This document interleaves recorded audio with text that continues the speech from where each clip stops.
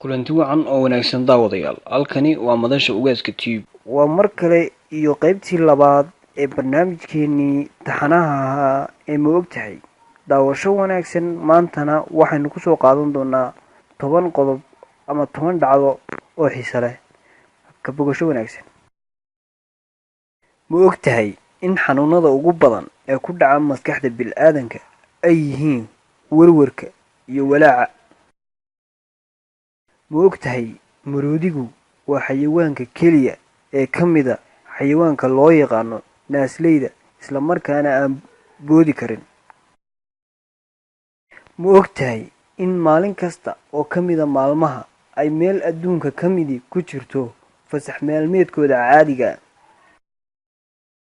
ma ogtahay in kelmadda ugu faca weyn luuqadda ingiriisida ay tahay kelmadda town oo macnaheedu Soomaali ahaan noqonayo magaalo? ma ogtahay dalka Brazil wuxuu daboolaa 50% beedka qaaradda Latin America?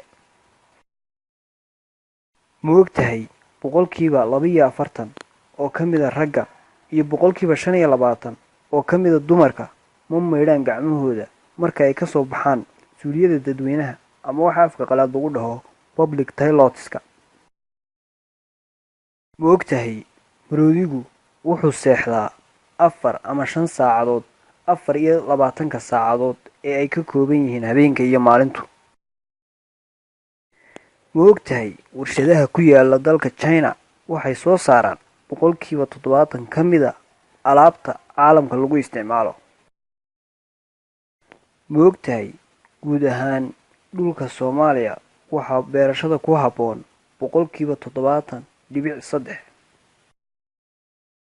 ma ogtahay qofka culayskiisu ka kooban yahay 70 kilogram waxa jirkiisa ku jira 0.2 miligram oo dahab ah? waa tahay daawadayaal, intaasi waxaa ku eg qaybtii labaad ee barnaamijkeenii taxanaha ahaa ee ma ogtahay. intaaynu ku kulmi doono qaybta saddexaad, nabadgelyo. hana ilaabina inaad subscribe garaysaan janaalka madasha ugaaska.